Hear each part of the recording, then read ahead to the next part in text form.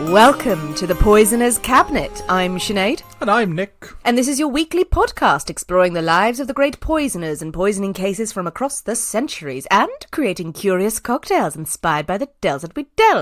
And it's episode 41. 41. 41. That number means nothing. Indeed. What I've decided I need to do is learn what the bingo calls are for these numbers. After 41 episodes. Yes, I've just decided that.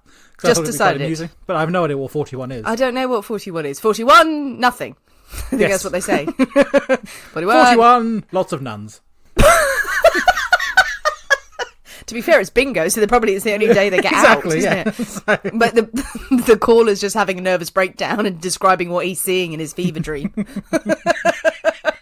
I love it. Oh, 40. I don't know any other bingo calls. I know 2 fat ladies, 88. 2 little ducks, 22. I'll kill you, 5. How are you, Nick? I'm very well. Oh, good. It's been a big week at the bingo hall. That it has. An exciting time. Well, I'm hoping tomorrow we can go to the bingo again. Oh, the bingo. That's the first place we'll be going.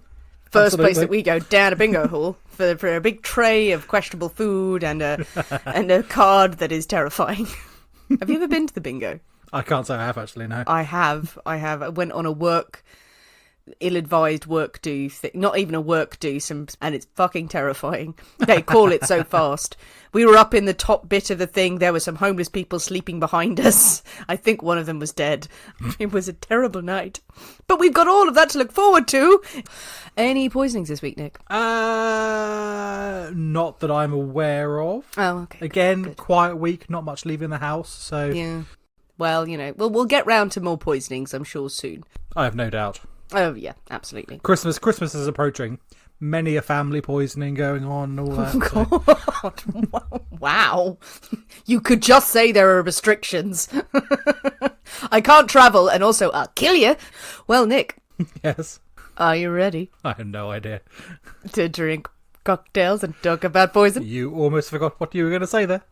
Or we could drink poison and talk about cocktails. I was wavering. I'm wavering. I'm not sure. Wavering. I'm on the fence. Not sure which one. Not sure. Which one should we do? Well, considering the jolly ingredient you gave me this week, it would be rude not to have a cocktail. Should we go with the first one? Let's go with that one. Yay! Well, it is my story this week. Hooray, hooray, hooray. But we can't possibly tell a story without a cocktail in hand. Madness. Such a thing. Inconceivable. As you know, each week we pick a secret ingredient that is inspired by the tale that we tell and will flavour our cocktail of the week. And this week, I chose the secret ingredient. You did, didn't you? And it is... teeth. Yeah, see, when you messaged me with that, it was a bit like, I like a challenge, though. The weeks where it's like brandy or gin or something. There we go. There were 2 choices. One of them was brandy, and we've already done brandy. And now there's variants on brandy, but I gave you the choice. But teeth? I like something different. Makes life interesting. Could be dreadful. It could be. This did kick off on social media. It did. Yes, I know. I've never seen so many comments. And we've put some shitty ingredients out there in the past, people. I mean, we've put ones that people where? And just very obscure ones people just laugh. And everyone's just terrified by the idea of teeth. I did read through some of those messages, and I'm quite upset I have not garnished it with like Haribo gummy teeth or something. Yeah. Because that would be awesome. That would be pretty cool. But I just didn't think of that. Or just dentures. Or I don't actually have a pair of dentures to hand, I must admit. Oh, well, okay, fair enough. You're not committed to the role. Sorry. Okay, well, dentures aside, with the secret ingredient of teeth, toothy goodness, what have you come up with, Nick? Well, I would say there were a few options. Not really that many options. I did not go and grind up some teeth. Aww. No, I did. I thought, well, a milk thing. We've done milk. It's very bad. It does not go well. No milk. And I thought, we could do a minty thing, like a toothpastey minty thing. That's clever. But we've done minty toothpaste. We've done minty. We haven't done before. Minty toothpaste. We haven't done toothpaste. We've done peppermint. We have peppermint. So what I've gone with is a cocktail name. Okay. The Serpent's Tooth. The Serpent Tooth. Oh, I like it. Tooth. Oh, I like it. Very I like dramatic. it. Oh, Very it sounds dramatic. And it's especially appropriate for yourself. Why? Because it's based on Irish whiskey. Yes. And the thing is, of the beating of the snakes out of... That's what it's. That's the whole naming thing comes from. Sorry. Oh, please do go on. Tell us the story. I don't know the story. It's like the saint who like shooed all the snakes away. Saint Patrick scared all the snakes out of Ireland. Yeah, exactly. He went, go, you snakes, off you go. So that is the story behind this cocktail. It's just an excuse to beat up the Irish. That's what it was. So a serpent's tooth. Now we have been stung in the past with some great sounding names, but then mediocre cocktails. Although we've had quite a good run lately. This is true. I mean, does that mean we're on a good run and it's going to be good, or are we just like due a bad one? I don't. If it's Irish whiskey, I'm going to go with good one for the not sure. good of my people. But I think it's time for us to go to our isolation kitchens and shake up a storm. See you in a minute. See you in a bit.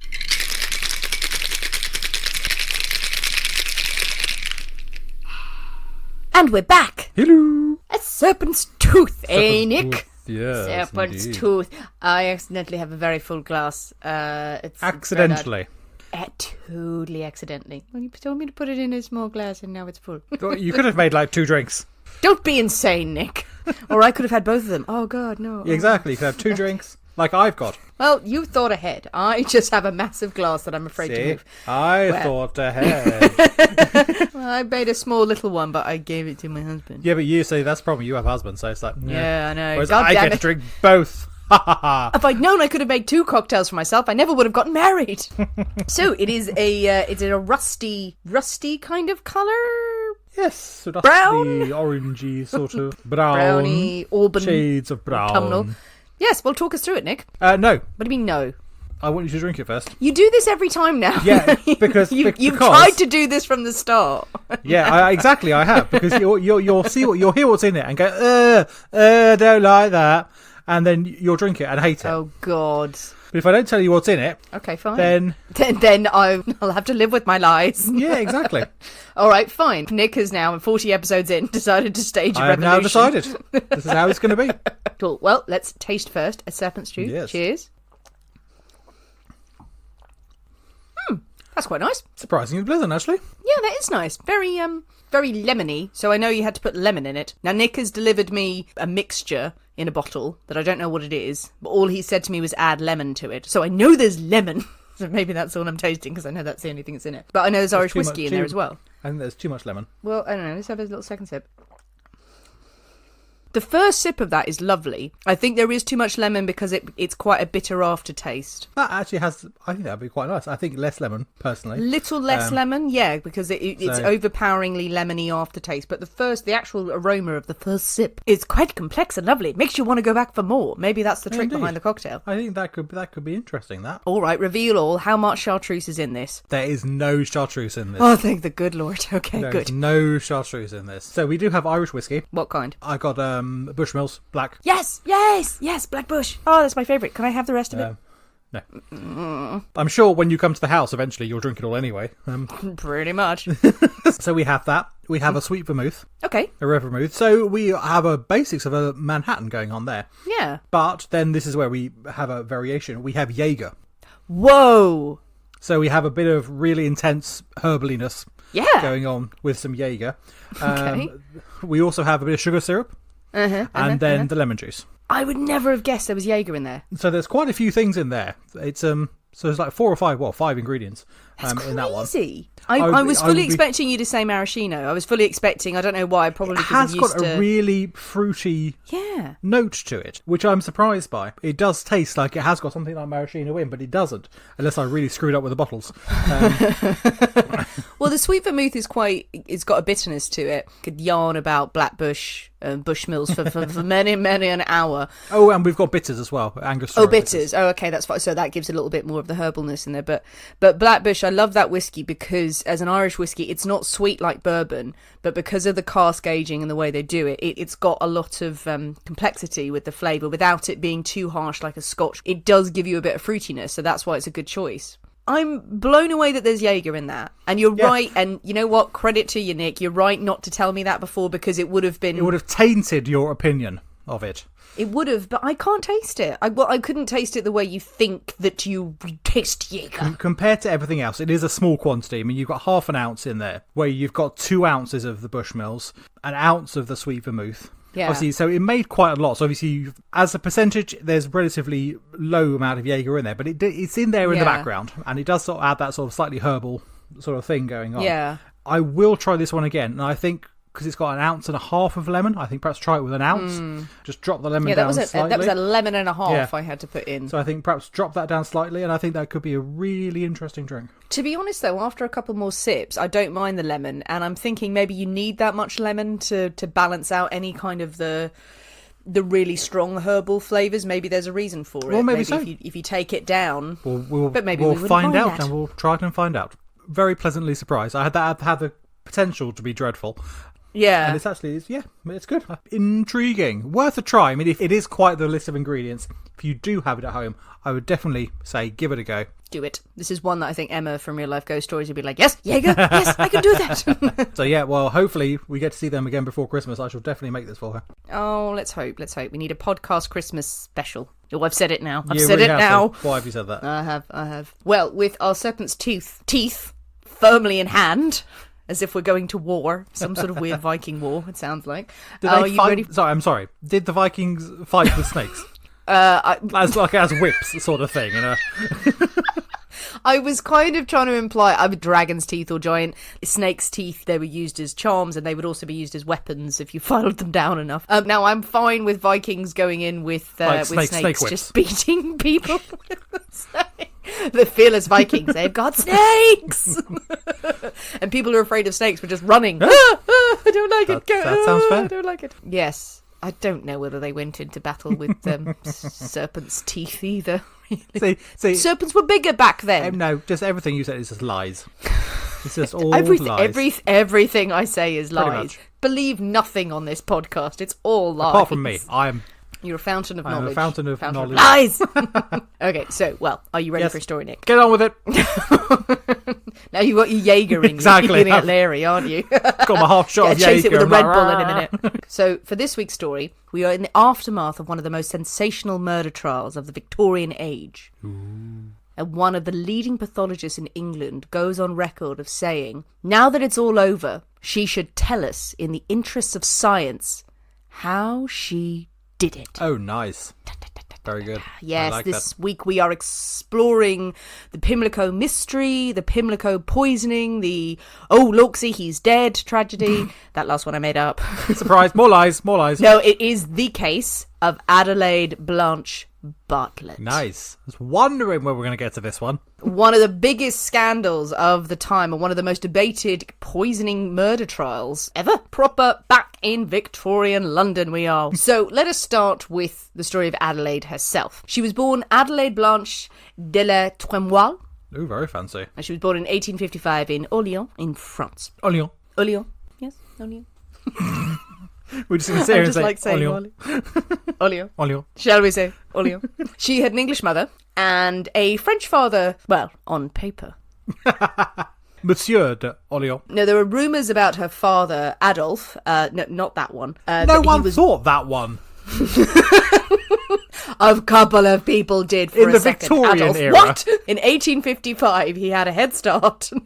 Well, there were rumours that he was not, in fact, her biological father. His name appeared in her birth certificate. But there were rumours that her real daddy was an Englishman of some social standing. Some said that he may have even been a member of the Queen Victoria's entourage. Quite a few of those, I think. But these rumours, they're not exactly rumours, but we can't really prove who he was. What we do know is that Adelaide had a father of some social standing, and his name was never revealed, but he definitely was in the background throughout this story. He continued to support his daughter through his life, and his influence is seen throughout this story. The level of influence he seems to have maybe made people think, bloody hell, was he connected to the Queen? We don't know. Was this through like the Court of Chancery thing? Pardon me? This through the Court of Chancery? Yes. What? Okay, no, random Victorian knowledge. The Court of Chancery was a legal establishment that provided for rich nobility to provide for illegitimate children. But it's done through such a major sort of legal twists and turns that you would never find out who the actual father was. Behind so much of red tape and stuff like that. But it allowed fancy people to provide for illegitimate children in a completely anonymous way. Could well be. It could well be. I've read a few sources on it. No one has brought it up, but there's every reason to believe that, yeah, that could have played a part in it, because you have a mysterious, shadowy daddy figure who was never revealed very much in the background of this story. Maybe that was the means to it. Well, then we've learned something. There we go. We cracked the case. That's it. We're done. But anyway, back to France and young Adelaide. So Adolphe, her adopted father, died when she was 5. Mummy dies when she was 11. Oh, sad. She had several siblings. She would go to live with her uncle and aunt in England. William Wellbeloved was his name. Nice. I like that. Yes. She sort of goes back and forth, and she studies in France at a convent for a while, but it's in her late teens that her shadowy father figure in the background decides that it's time for Adelaide to wed. Quite. Looking out for her best interest there, yeah. Is he just standing behind there under a sheet? He's been there the whole time. He's been there the whole time. Just like behind a portrait with eyes. He's carrying the portrait around of Queen Victoria, and he's just doing the shifty eyes and like, who's that? That's my father. Nice. We don't speak of him. I haven't looked behind the portrait. At the age of 19, Adelaide moves back to England because Daddy appears to have found a match for her. Yes. Now, Adelaide is young, she's beautiful, she's bright, she's graceful, she's French, so she's automatically sexy.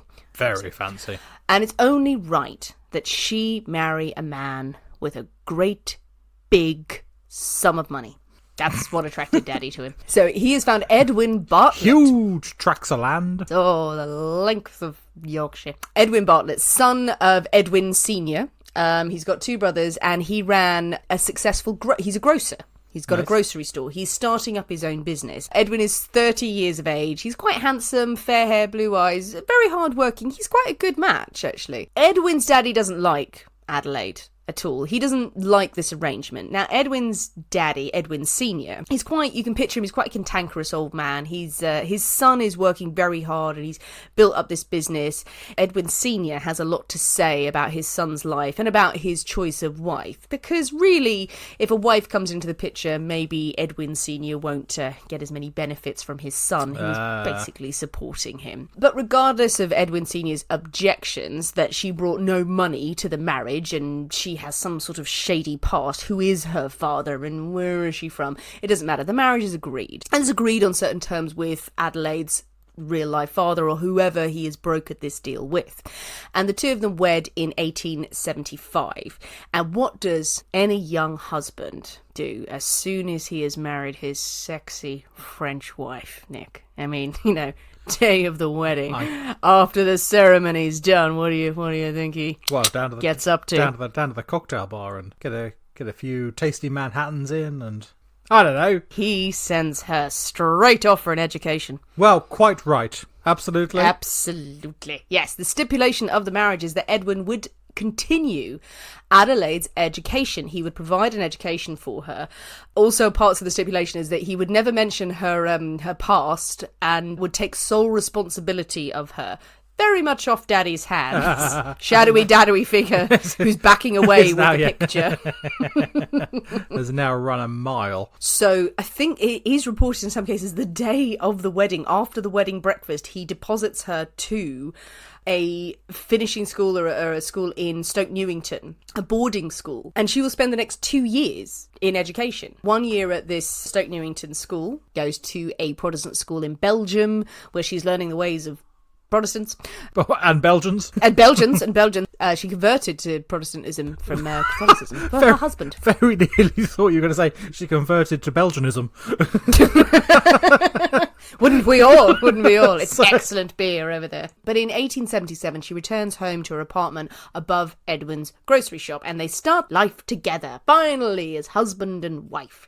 It's not quite the fairy tale that the young bride may have pictured. I think people often find that. I mean, she's got ready access to vegetables, but it's just not really what she was picturing. Edwin is a very nice man. He's kind and caring, but he's completely consumed by his business. He works all the hours. He is built up an empire. Well, not an empire. Let's say several shops, several grocers' shops. It's an empire. He's wearing a mink coat, and we have had tales of grocers before, and French grocers, and they have been particularly nightmarish. They are, and prone to murder. So I'm not surprised she's wary. Well, he's all right. He's just working all the time to make this business, and he's completely devoted to it. Adelaide is bored. She's bored at home. It's work. And when Edwin isn't working, he has another quite interesting hobby. He likes to breed and show St. Bernard's dogs. Okay. In a small flat above a grocer, that's not really comfortable. You add that, and that makes it seem more troublesome. Can you imagine her coming home one day and she's like, okay, fine, well, at least he's finished work. Darling, I've started breeding St. Bernards. Oh, come on! It's one room! He actually has kennels, but yeah, he's breeding dogs, or he's running his grocer shop. Adelaide passes her time playing the piano for hours, apparently. Embroidering. She has to walk the dogs every now and then. She does like to read. She reads a lot. And I found one book that she reads that had apparently a very strong influence on her, and I shall read it out. It's by Dr. Nichols, and the title was Esoteric Anthropology, The Mysteries of Man, a comprehensive and confidential treatise on the structure, functions, passional attractions and perversions, true and false physical and social conditions, and the most intimate relationships of men and women. This is Victorian porn. It sounds like a riveting read. There's some sort of kinky thing going on in there. Just bear that in mind, maybe. Oh, God, okay. Just keep those thoughts in your head, maybe, because we'll discuss them later. The couple are also under the ever-watchful eye of Edwin's father, who is still just suspicious of Adelaide. He's peeking behind doorways, around doorways, and just watching her. I was going to say, did Adelaide's father give him the portrait? So... In 1878, Adelaide's boredom may have reached a peak because her father-in-law accused her of carrying on with Edwin Jr.'s younger brother, Frederick. The scandal. My God. I know, she's bored at home, husband's not really around. Yeah, but don't shag his brother then. Well, he comes to visit. He's there. Oh, he's there. What other excuse do you need? He came into the house, what was I to do? I'd finished my piano for the day. It's only polite. This is Victorian England. Adelaide denies this. She absolutely denies that there's any impropriety going on. Even though by most accounts that are written later on, it says that it was true, that they definitely had a correspondence and they definitely were very close with each other. It's a kind of a known open secret. A correspondence? They were shagging. They wrote 2 letters, my God. He did a small pornographic sketch.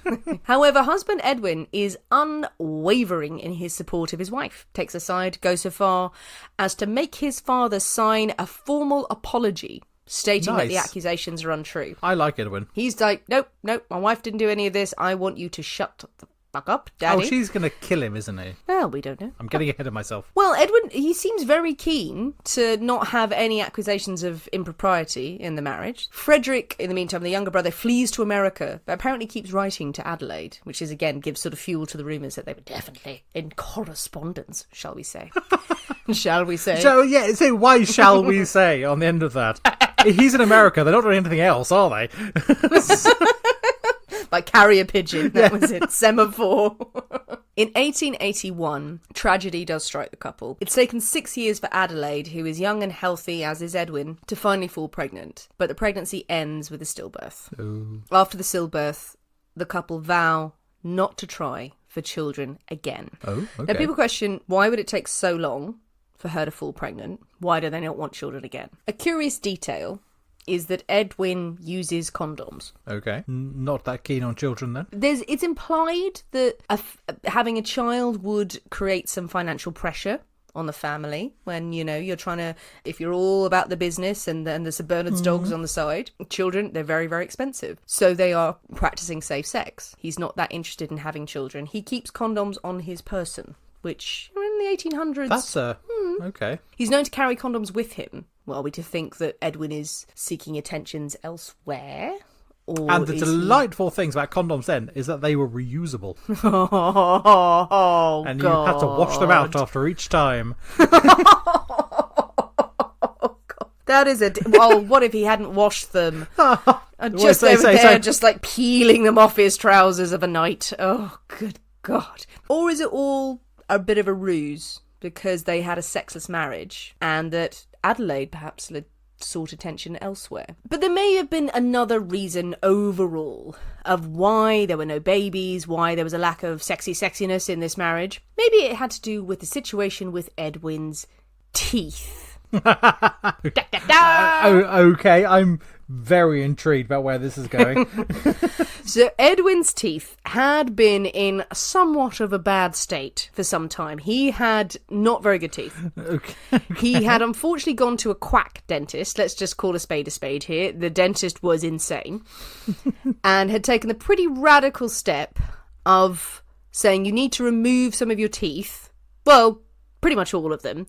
And he sawed them off down to the jawline, including the healthy teeth. As well as any infected or decayed ones, he sawed off the teeth right down to the gum line. So then Edwin has no teeth, and he also has stumps that themselves begin to rot and decay. Nice. In his jaw, and food gets compacted in there, and that starts to rot and decay. And Edwin also complains that dentures and plates are quite uncomfortable. So he's just got a big mouth of horror and sewage just there at you. That sounds entirely delightful. It's pretty damn sexy. But you say that, I mean, it's not entirely unusual at that time. A lot of people would have all their teeth removed just because it was easier. Yes, but removed is one thing, and then having dentures put in, sawn off down to the gum. Have wooden teeth put in because they were easier to maintain. But that's it. This was not necessary. He had healthy teeth in there that this dentist just sawed out of his head. Yeah. Because it might cause him problem in the future, so just get him out now. Well, it didn't work. It didn't work. The man has just gummy horribleness happening, coming at his wife. Hello, love. Hello, love. Yeah, you don't want that going anywhere. Yeah, so let's just say the marriage is strained. It's interesting that Edwin's also stipulated in his will that Adelaide will only inherit any of his estate if she never marries again after his death. If he should die, she should never marry again. She's not very happy about that. That's fair. So amid this strained marriage after the very sad death of their child, him working constantly and having a mouth of horrors, they decide to have a break and they take a cottage in Merton Abbey in London. Edwin is still back at work and he's there and Adelaide is bored again. But they make a new friend. The Wesleyan minister named George Dyson. Did he make Hoovers? No relation to the Hoovers. He just came round, knocked on the door with his rudimentary Hoover and said, "Hello, I come to tell you about God and the suction power of this thing." And the suction power of cyclones. George is 3 years younger than Adelaide. He's intelligent. He's kind. He's attractive. He is able to talk about all manner of things to the bored and lonely Adelaide. And she is delighted to have made a new friends. But not only is she delighted, so is Edwin. Oh. Edwin is very happy to have made this new friend, and he absolutely encourages the friendship with his wife. No problem. Come and tutor my wife. Talk to her. Well, he's a man of God. Nothing untoward is going to happen there. Indeed, yeah, probably. He's got some faith in that respect. The three strike up a very, very close friendship. And they are more than happy. Edwin is more than happy for Adelaide and George to walk and talk and prance together while he's off working. Adelaide adores the attention of this man who becomes her spiritual tutor. Edwin and George write to each other. And Edwin is particularly gushing in his letters. I'm going to read you some of the text of one of his letters. "To me it is a privilege to think I am allowed to feel towards you as a brother and hope our friendship may ripen as time goes on, without anything arising to mar its future brightness. Would that I could find the words to express thankfulness to you for the very beautiful, loving letter you sent Adelaide today. It would have done anyone good to see her overflowing with joy as she read it when walking along the street and afterwards as she read it to me. I felt my heart going out to you. I long to tell you how proud I feel at the thought that I should soon be able to clasp the hand of the man who could from his heart pen such noble thoughts. Who can help loving you? I feel I must say to you 2 words, thank you. And my desire to do so is my excuse for troubling you with this. Looking towards the future with joyfulness, I am yours affectionately, Edwin." Edwin's a big old gay.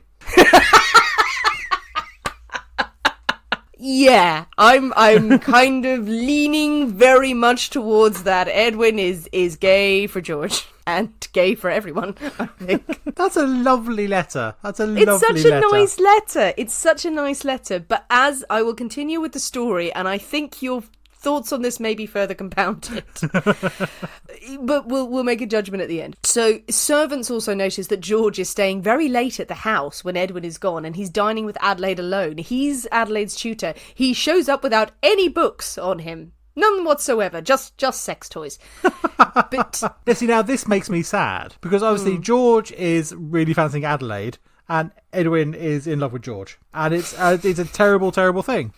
Or has an arrangement been made? Well, the friendship continues as the couple, Adelaide and Edwin, move into a flat in Pimlico. George lives nearby. He's a frequent visitor and a guest. Their friendship continues. In fact, Edwin even redraws his will and makes George the executor, and he removes the ban of Adelaide remarrying after his death, inferring that George would make a very good husband. Intriguing. This arrangement might be all well and good for some, but not, it seems, for Adelaide. Well, no, she's just selfish. But certainly around this time, she starts to confide in George of her husband's terrible internal illnesses. Edwin, she says, had suffered from an internal complaint for some time now, and she had been treating him with chloroform, but it was no good. She knew that he would be dead within a year, and a doctor had told her as much. But don't say anything to Edwin, George, she tells him. Don't, it would upset him. Sure enough, in November 1885, Edwin's health takes a downward turn. Stomach pains, diarrhea, all those interesting symptoms. Heard those before. Now, a doctor arrives and starts to treat Edwin, Dr. Leach, his name is. And he examines Edwin's gums, because who wouldn't, quite frankly? He looks in and he notices a thin blue line in the gums, which is a sign of mercury poisoning. Ooh. Now, do you know what people used to take mercury for back in the day? It was VD, wasn't it? It was. Yeah, venereal syphilis, disease. yeah. For syphilis. Now, the doctor gently suggests this. Is he taking something for venereal disease? Adelaide denies it completely, and she says he doesn't have the disease. It turns out, he doesn't. He doesn't have venereal disease. And there's no mercury medication. She denies it. The doctor assumes he must have taken a mercury pill at some point. Maybe no questions asked. I won't press this any further, and he's had an allergic reaction to it. So that's what's shown up the blue line. He also finds he has worms at this stage. Nice. There's never any explanation of why he has worms. Never proven why, but the doctor prescribes more medicine. Off he goes. He's keeping an eye on Edwin. Adelaide stays by his side. Edwin's side the whole time. She is with him, sleeps in a chair by his bed, serves him his meals. He relies on her constantly. He genuinely becomes upset if she leaves. She tells Dr. Leach, when he says that she should get some help in, she says, "What is the use, doctor? He will walk about the room like a ghost. He will not sleep unless I sit and hold his toe." Oh, okay. That's a... Loving. Not where I wife. thought that sentence was going to end, I have to say. I know, it's not a very affectionate thing. It's like if you hold someone's hand or their foot, but if you just kind of like just pincer one big toe at arm's length, like, you alright? You know, it's just perhaps she was doing like this little Mickey meant to market, this little piggy stayed at home type thing. And then for 6 hours a night. He fell asleep. The doctor's visits prove useful, and Edwin's health starts to improve. And it's around this time that Adelaide asks her dear friend George, darling friend, to fetch some extra chloroform for her. He needs more medicine. She could ask the doctor, but the doctor doesn't understand that Adelaide understands medicine. She has read so many books, and he would fob her off. So can you go to the chemist for me and procure this chloroform for her? And George goes, little lapdog, buys 4 small bottles of chloroform from the chemist. He tells the chemist, for whatever reason, because he's obviously got to write in the book, that he needs them to remove grease stains from his clothes. Okay. I've not heard of that use of chloroform, but I'll go with it. George would later say he panicked and realised later how suspicious this would look. Yes, I agree. On December the 31st, Edwin was doing very well. He went out for the day, went to see his dentist, obviously needed to.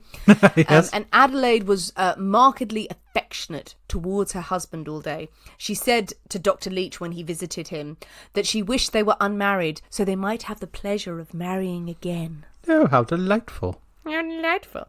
Edwin ate a large dinner and requested a large haddock for his breakfast. Quite right. The next morning, saying that he should get up an hour earlier at the thought of having it. So I could have used haddock. Could have had haddock as a secret ingredient. I'm very glad you didn't, because I must admit, fish would be a puzzler. I think I can come up with something with fish, but we'll see. Anyway, they went to bed. And on the 1st of January, 1886, Adelaide calls out to her landlord and asks him to come down. I think Mr. Bartlett is dead. Edwin was dead in his bed. Oh my God. Edwin is examined, and a post-mortem would later reveal that his stomach was full of liquid chloroform. Don't just drink it, the stuff. You can take a moment here to think what might have happened. Well, that's a trick. If his stomach is full of liquid chloroform, then, well, was he knocked out with the gas and then force-fed it? Because I think if you just put it in a glass and drink it, you're going to know you're drinking something rather unpleasant. So I'm struggling to come up with a solution as to how that would have just been drunk, not forcefully. But why did we come back to that? Edwin's father is the first one to shout that this is evidence of foul play. Adelaide, he points his finger squarely at her. She has murdered my son. He's always hated her, and here is the proof. There is a report from the Times. The father, he'd seen his son Edwin a couple of days earlier. Edwin said he was much better, but he said he had snakes crawling up inside him. Those damn Vikings again. Yeah, I'll fight the infection. The report says the father had been told of his son's death. He went at once to the house and was put in a rage at being kept waiting 26 minutes in the smoking room. 26 minutes in the smoking room. It's a disgrace. An utter disgrace. It's absolutely shocking. I know. I would never leave anyone in my smoking room. Mrs. Bartlett then came, put her arms around his neck and said, "Dear father, don't fret." I'll do it in a French accent. "Dear father, don't fret. I will never see you want. It shall be the same as if Edwin was alive." The old man returned her caresses. Yeah, Betty did. Dirty old man. Then he went upstairs to the corpse. His own testimony puts the thing thus: "I leaned over him and kissed him passionately and smelled his corpse for prussic acid." Okay.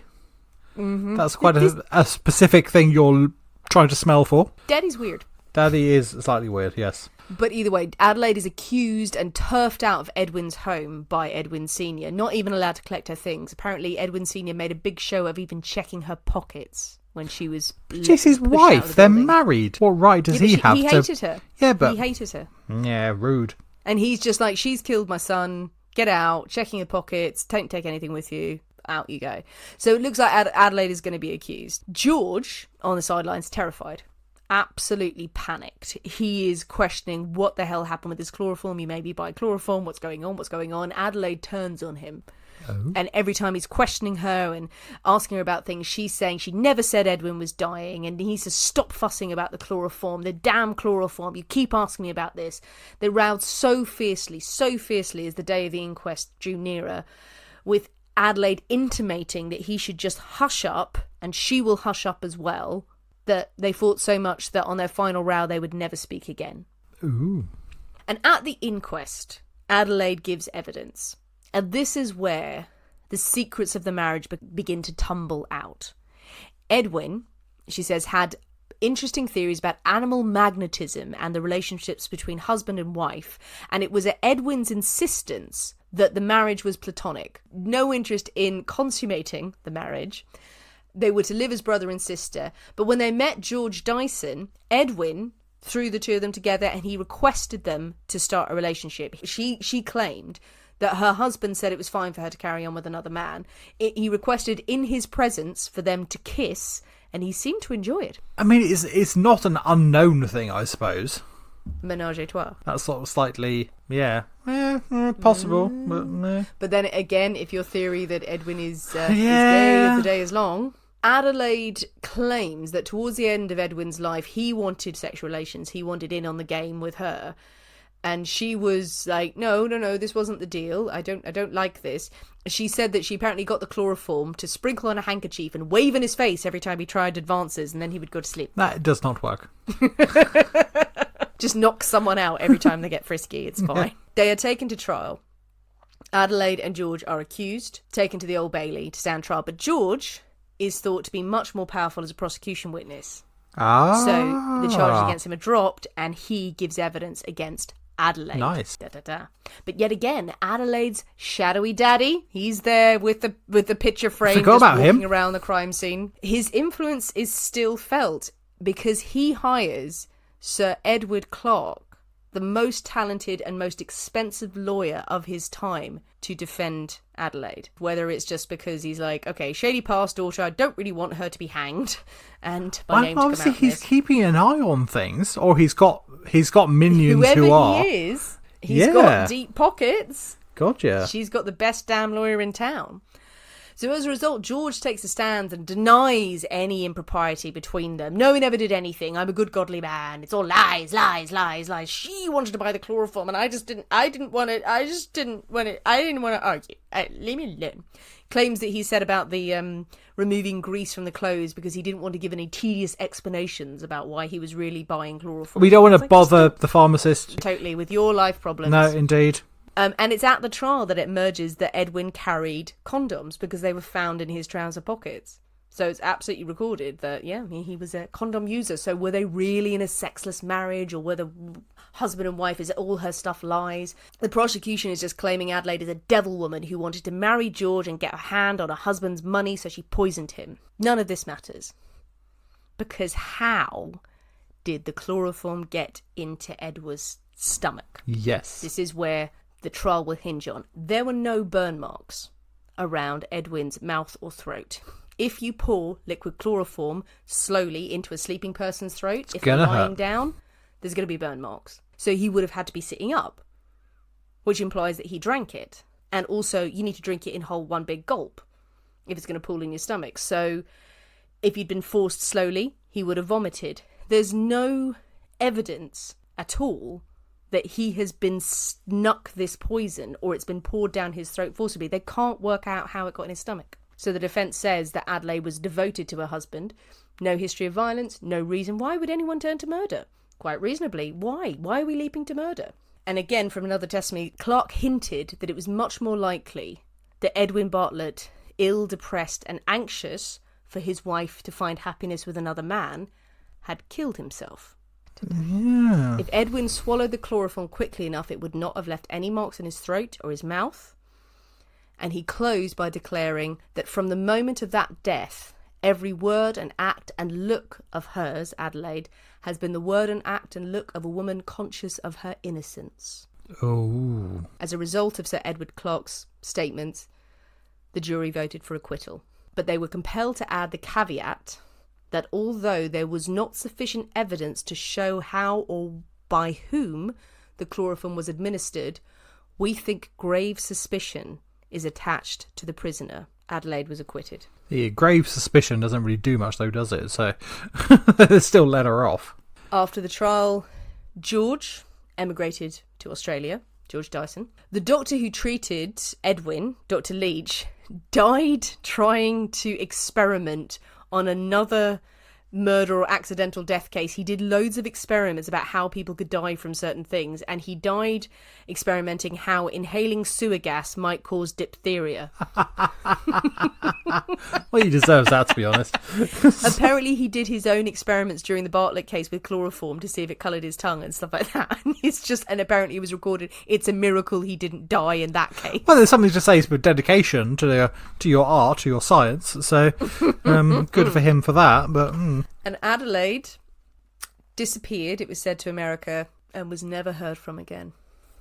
That's mad. The theories were that it was believed that Adelaide may have been dosing her husband in the hope that he would quietly pass away. She had used chloroform in the past to make him sleep, but she didn't know how much was needed to kill him. But she delivered a large dose of liquid chloroform in brandy, in a brandy glass, to give him to drink. A glass was found in the room with a sweet smell similar to chloroform, but it was washed very quickly before anyone else could take it away for evidence. And it was this case that would lead Sir James Paget, the surgeon and pathologist at St Bartholomew's Hospital in London, to say, following the verdict, now that it is all over, she should tell us, in the interests of science, how she did it. That is the story of Adelaide Bartlett. It is a brilliant story. It's a brilliant story. And you do feel so sorry for Edwin. I find this so weird, this case. there was something strange going on in that marriage. Well, I mean, thinking if he was gay, which seems potentially likely, obviously something that was considered a abominable, horrendous thing at the time. He was out visiting his gentleman friends, hence the condoms he has on his person or something. His deep admiration for George and the friendship there. So I think that is potential. It seems like he definitely has something going on in his life, that he had an arrangement with Adelaide. So whether he was gay or whether he was visiting prostitutes on the side and had been secretly treating himself for venereal disease. I mean, they say that there was no evidence in his body of venereal disease, but then maybe his treatments worked, is the thing. If he'd been taking mercury, maybe he didn't have syphilis anymore. And then she to say that they had this arrangement and that he had agreed. Well, I mean, perhaps he had agreed. Yeah. Perhaps it was, it was a complete arranged marriage of convenience. He knew and accepted what he was, and probably so did she. Yeah. She knew what the situation was. She didn't really want to be married, did she? You know. And so, it's like, okay, you go and do your thing over there, I'll go and do my thing over here. And we're in this for, the look of the thing. Be done with it. Then the question is that did she kill him or did he kill himself? That's the only two options there. There's still, again, people debate that he had to be sitting up. He couldn't have been lying down asleep and that poured down his throat. There's no way that could happen without it burning. No, indeed. And that does make me think that, was it in fact a suicide? Was it something that the stigma attached to his life? Would it be something that you would just say, okay, fuck it, it's just not worth it. It's just not worth it. Desperately sad. It's absolutely. That's why I say I feel so sorry for him. Again, if he's got all of the tooth business as well and all of this, it's just feeling that way. And maybe Adelaide was really caring, and maybe she did sit by him and loved him and cared him, and it was an assisted suicide. Maybe he just said, I want to go. I mean, I'm in love with this man who can't, and I don't, so that's why I say it's desperately sad. That's really sad. Or we could just go with that she was a murderer. Let's go with that. That's happier. She killed him violently and horribly, and then fled the country. She could have poured the chloroform into the brandy. Yes, absolutely. And told him if he believed her so much and said, you need to down this in one. Because that's the only other way you can do it. You need to, literally... knock it back in one. That's why people think if you're killing yourself, then you're like, right, get it down you quickly. And she said, like, knock it back. And then that was it, and then he died. Was it entirely malicious? He was quite happy with things as they were, bumbling along. He had his arrangements on the side. He was happy seeing his whoever. She wanted the cash from the business, wanted a new life with, not necessarily with George, but with someone else. Get rid of him. Yeah. No one's going to suspect me. And then he had changed his will 4 months beforehand. It was like literally 4 months before he died. It was very convenient that she could marry again. So she could have gone off and married George and she would have inherited. Yeah. Or I can go to the States and marry anyone I want, and I've got this money behind me. So that is equally, in my mind, that is the preferable option. Otherwise it is so desperately sad. It's weird that we get to an option where we actually would rather the person it would have been cold-blooded murder rather than a desperate suicide. The sadness of that story, of that tragic proper no why, and in that case I'm glad she got off. If she did kill him, then oh god. So, I mean, what's really interesting is this shadowy father figure, and obviously we will never know who this man was. But that's really interesting. You're saying about the Chancery Lord. That's really interesting that he was there in the background. I mean, this is again, I've not seen any films or I know there's been so many books written about this case and some dramatisations, but you think this is proper cinema stuff. The menage a trois, the love triangle that was happening, and the shadowy daddy figure who's watching over his daughter and is able to pay for the best damn lawyer in town to get her off from hanging. It can go either way, isn't it? It's either that's wonderful, he saved her, or she's a total bitch and money has bought her way out of well, absolutely, justice. It's a good story, isn't it? It's a damn good story. Yes. What do you think, people? Do you think Adelaide Bartlett was guilty? What do you think about the marriage situation? Do you think she got away with murder? Tell us your theories. Tell us your thoughts. What have you read about this case? Because it is a famous one. It's a biggie. It inspired Agatha Christie stories, inspired a lot of other crime writers. Come and talk to us on the social media, as always, and share your thoughts and theories, and tell us more stories that we should cover. Share ideas of what crazy cases are out there that we have not given the poisonous cabinet treatment to as yet. There are many. Try a serpent's tooth. I mean, I've knocked back that, and I'm feeling very jolly. That was brilliant. So give it a go. It's got some random ingredients, but the recipe will be out on social later on this evening, so let us know what you think. And come and find us on Patreon, people. Got lots of extra episodes. You get an extra episode every single week. You get bonus episodes. You get bloopers from us. And you get to talk to us and share even more thoughts and ideas with us over on Patreon. It's a lovely place, just but $5 a month to come and get all of the back catalogue and everything future that we do. It is but pennies and well worth it. And check out the merch in time for Christmas if you do need any Poisonous Cabinet merch. Who doesn't? There's plenty in store. Tell your friends, dress your friends as Poisonous Cabinet bitches and make them dance for you. Thank you to everyone who's also left us new reviews. We've seen a few more new reviews on iTunes, and it means so much to us. And if you haven't already, get onto iTunes and leave us a review. 5 stars. 5 stars, obviously. 5 stars. We don't take criticism well. This is true. We do cry a lot. Thanks for listening, guys. We have been the people inside the Poisonous Cabinet. We will see you next week. And remember, your loved ones are trying to kill you. Bye.